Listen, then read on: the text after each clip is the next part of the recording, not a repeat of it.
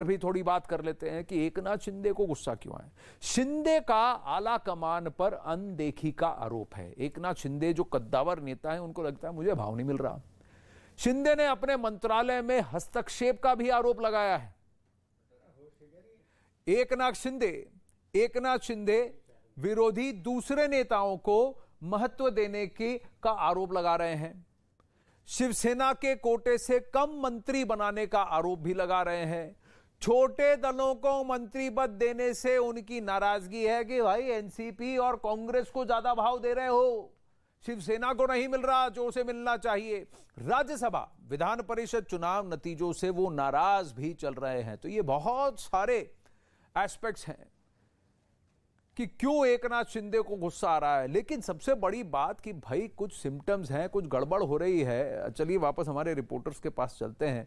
विवेक गुप्ता हमारे साथ हैं, जनक दवे हमारे साथ हैं, नीरज भी हैं। नीरज दिल्ली से ट्रैक कर रहे हैं कि दिल्ली में क्या चल रहा है। नीरज, अगर आप हमारे साथ हैं, मैं जानना चाहूंगा नीरज कि दिल्ली में क्या हलचल हो रही है, खासकर बीजेपी के खेमे में। जेपी नड्डा जी, अमित शाह जी सब तो मिले हैं, या फिर वो सिर्फ राष्ट्रपति चुनाव से में इंटरेस्टेड है इस वक्त, क्योंकि आज शाम को तो पार्लियामेंट्री बोर्ड की मीटिंग है और लोकल खेल जो है वो देवेंद्र फडणवीस, आशीष शेलार और बीजेपी के बाकी महाराष्ट्र के कद्दावर नेताओं पर छोड़ दिया है।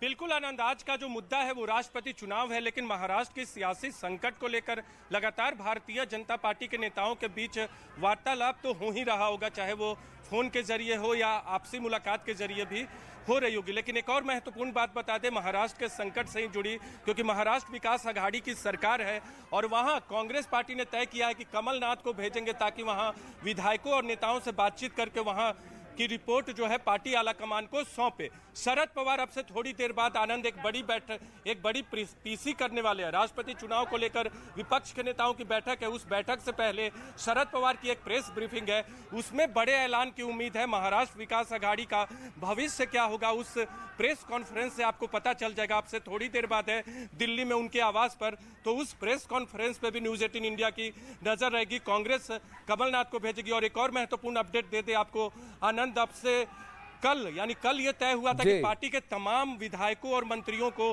दिल्ली बुलाएगी कांग्रेस पार्टी, क्योंकि एमएलसी चुनाव में पार्टी के जो प्रथम वरीयता उम्मीदवार थे उनकी हार हुई है, लेकिन उन्हें अब वहीं रोक दिया गया है। यहां से प्रभारी जो हैं एचके पाटिल, वो मुंबई के लिए रवाना हो चुके हैं। कमलनाथ आज शाम या कल पहुंचेंगे मुंबई और रिपोर्ट तैयार करके पार्टी नेतृत्व को देंगे। लेकिन महाराष्ट्र विकास आघाड़ी संकट में है। एकनाथ शिंदे पे अब सबकी नजर है कि वो क्या करते हैं।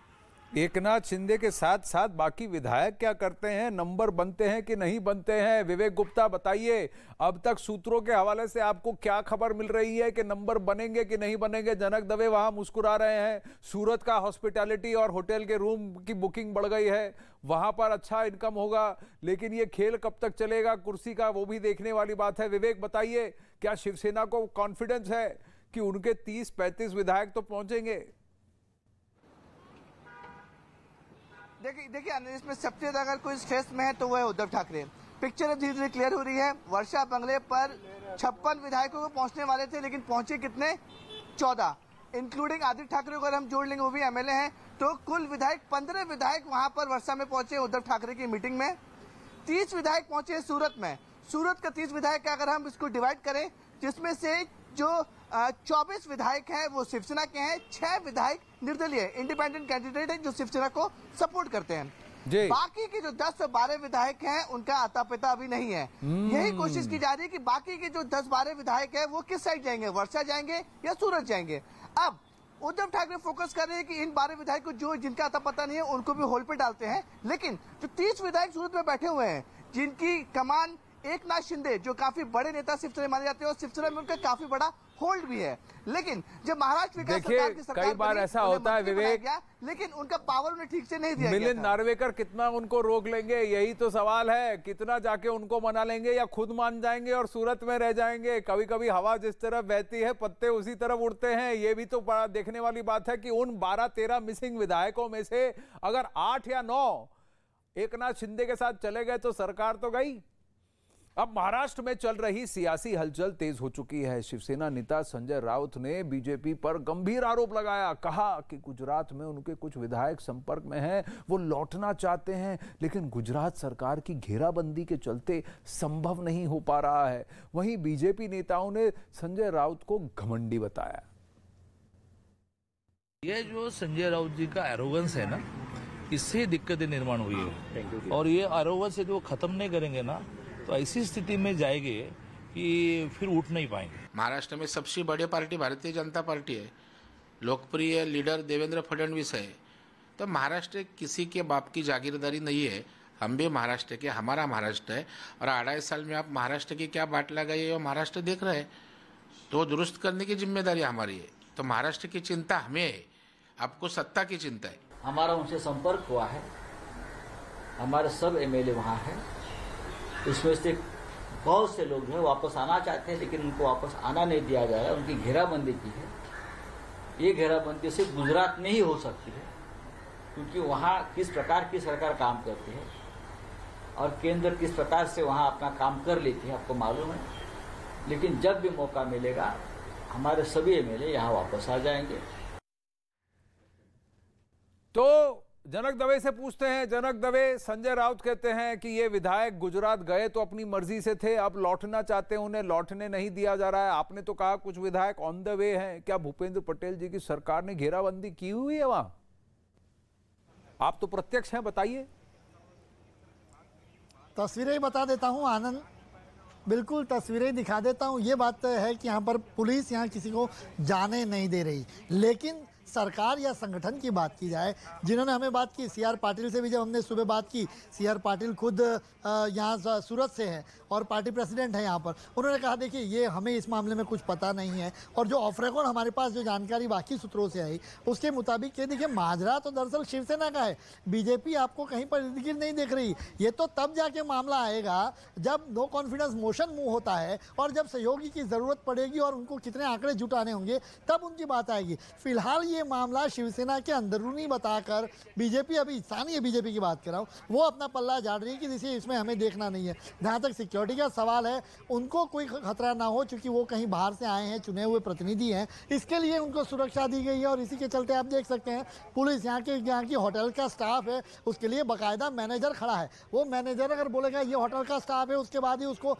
अंदर जाने दिया जा रहा है। अंदर जाने दिया जा रहा है, ऐसा कोई है? ऐसे कोई विधायक दिखे हैं आपको शिवसेना के? ऐसे कोई विधायक दिखे हैं आपको शिवसेना के जो बाहर आना चाहते हैं लेकिन उन्हें बाहर नहीं आने दिया जा रहा? आप कह रहे हैं किसी को होटल के अंदर नहीं जाने दिया जा रहा, संजय राउत कह रहे हैं किसी को होटल से बाहर नहीं आने दिया जा रहा। तो मैं आपसे पूछ रहा हूं, ऐसा तो नहीं कि कुछ विधायक वहां खड़े हैं कि हमें बाहर जाने दो और उन्हें रोका जा रहा है? देखिए आनंद, एक कार्यक्रम अभी अंदर चल रहा है ऑलरेडी, जो पहले से बुक था, और वहाँ पे जो लोग हैं उनको जाने दिया भी जा रहा है और आ भी रहे हैं। ऐसा नहीं है कि किसको रोका जाए। ये दरअसल जो सुरक्षा घेरा दिया गया है यहाँ पर, वो दरअसल उन विधायकों को कोई तकलीफ ना हो इसके लिए यहाँ पर दी गई। देखिए एक अभी पुलिस की गाड़ी है जहाँ पर पुलिस इंस्पेक्टर हैं वो जा रहे थे और वहाँ पर बाकायदा पुलिस की गाड़ियाँ वहाँ पर पूरी तरीके से लगे हुई है और ये उसका जो होटल का जो आगे का गेट है वहाँ पर लगी हुई है। और देखो ये जो मैनेजर साहब हैं वो नाम अभी बता रहे हैं पुलिस को। आप देखिए चिट्ठी में जो नाम लिखे हैं वही लोग अंदर जा पाएंगे, यानी ऐसा नहीं है जो बताया जा रहा है। लेकिन ये बात सही है अभी। अच्छा जनक, जरा उन मैनेजर साहब से पूछ लीजिए। देखिए खबर की पुष्टि करना हमारी जिम्मेदारी है। संजय राउत जी ने बहुत गहन आरोप लगाया है गुजरात सरकार पर कि वहां पर विधायकों को जबरन रोका जा रहा है। जरा मैनेजर से ही पूछ लीजिए कि आपको किसी विधायक ने कहा है कि भाई मुझे वापस जाना है और आपने उनको रोका हुआ है? पूछ लीजिए। बिल्कुल कोशिश करते हैं, जरा आएंगे आप?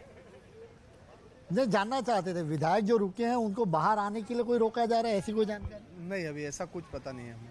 तो बाहर से मतलब अंदर से बाहर जा सकते हैं, बाहर से अंदर आ सकते हैं? हाँ, अभी सब अलाउड है, सब आ रहे हैं, सब जा रहे हैं, स्टाफ आ रहा है, सब रेगुलर जो है वही फॉर्म में चल रहा है। वहाँ पे जो रुके हुए हैं उनको बाहर आना हो तो आ सकते हैं? हाँ, आ सकते हैं। देखिए आनंद, आपने सवाल पूछा और हमने सवाल पूछ भी लिया। तो ये है कि अगर संजय राउत ये कहते हैं वहां पर कि वहां उनको पकड़ कर रखा है, पुलिस ने आने नहीं दिया जा रहा है, यहाँ के मैनेजर जो हैं वहां पर उनके कहने पर ही अंदर जा रहा है, तो वो सवाल भी हमने पूछा और वो बिल्कुल वही बता रहे हैं। तो यानी जो अपनी मर्जी से आया है, जो अपनी मर्जी से आए हैं वो अपनी मर्जी से रुके हुए हैं। बहुत बहुत धन्यवाद आपके अपडेट के लिए।